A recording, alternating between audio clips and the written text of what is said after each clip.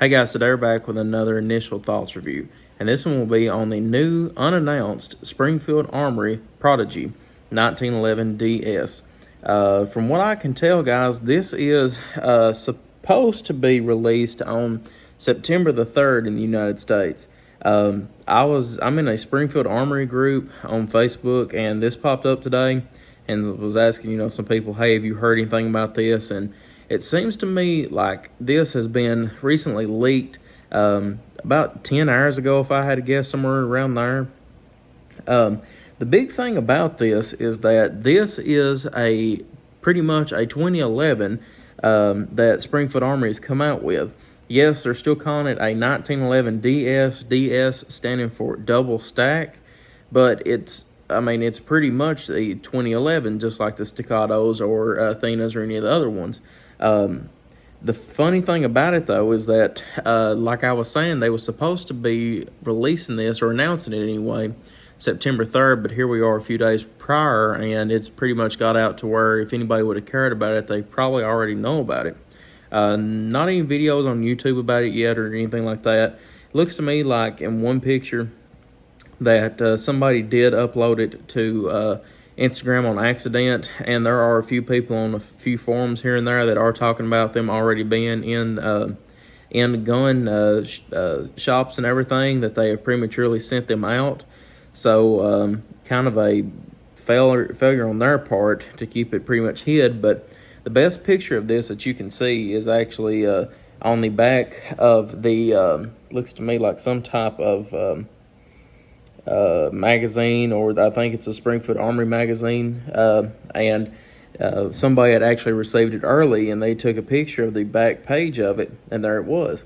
To me, this looks like it's going to be a pretty interesting pistol, to say the least. It's going to be a commander size, which is a 4.5-inch barrel, and a 5-inch size, already pre-cut out for a optic as well, so I like that about it.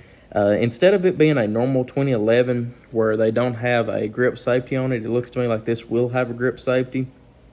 Talking about the red dot up on top, I don't really recognize what red dot they've got mounted on this one, but it looks to me like they're taking the normal 1911 type of style of top on it, which is rounded, and they have cut out a place in it for the red dot, but it looks to me like they're actually having to use a plate for it as well, because it's protruding out the sides of it a tad bit. So I don't really know what to think about that. I've not really even seen many 1911s or 2011s with a red dot cut on them, so I can't tell you, to be 100% honest, if that is normal or not. But that being said, all the ones that I can see on here, from what I can tell, are the commander size, maybe, unless they have just got the cutout on the bottom of it to where it would just favor a commander. It might be the 5-inch, but I can't really tell, to be honest with you all, right off the bat. But it seems to me like the one that is in the picture that's on the back of the magazine, it is the commander style, which is a 4.5-inch barrel.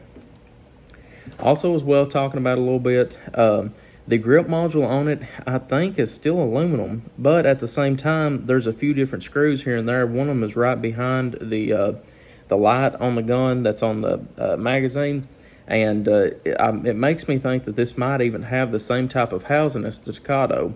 From what I can tell, like I said, none of this has been announced yet from Springfield, but it seems to me like they're supposedly supposed to take the Staccato magazines, which will be very interesting. I think somebody said on there that they're supposed to be made by Metgar or something like that.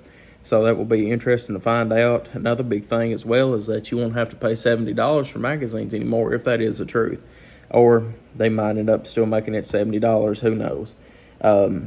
Something else, though, is that in one picture it looks like it does not have any rear sights with a red dot mounted, and in another one you can clearly see that it does have rear sights with looks like a Trujicon Armor red dot.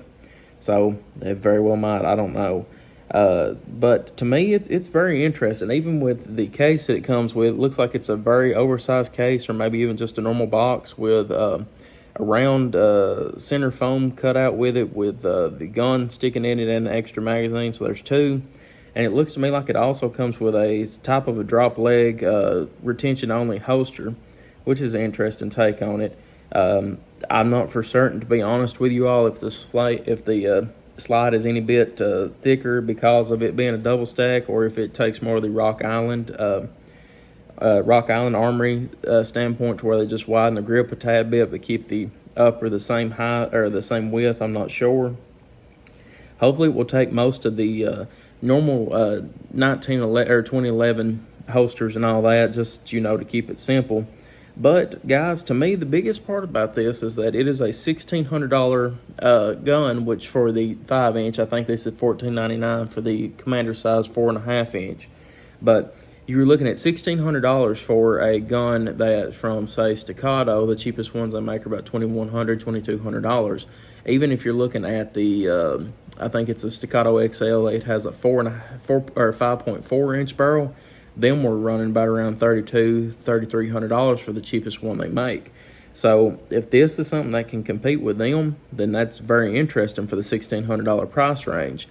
Yes, $1,600 is not a lot of money, and most of the people that would be spending $1,600 on a pistol would probably be able to spend, $400 or $500 more and get a Staccato. But that's whenever we're going to see if Springfield Armory has put their money where their mouth is and actually built this gun pretty well. I've had some Springfield Armories in the past that aren't worth the money that they put in them, and I've also had others like the TRP that are pretty good pistols.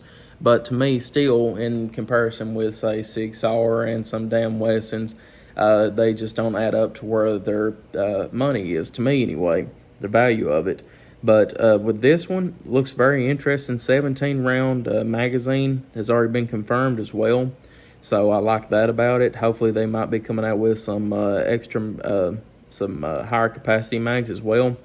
Something else, if you look to the main right of this, on the bottom right of the magazine, it actually shows the pistol with a magazine in it. It looks pretty flush fit and maybe just a tad bit lower than the actual flushness of the actual, I guess you'd say, handle.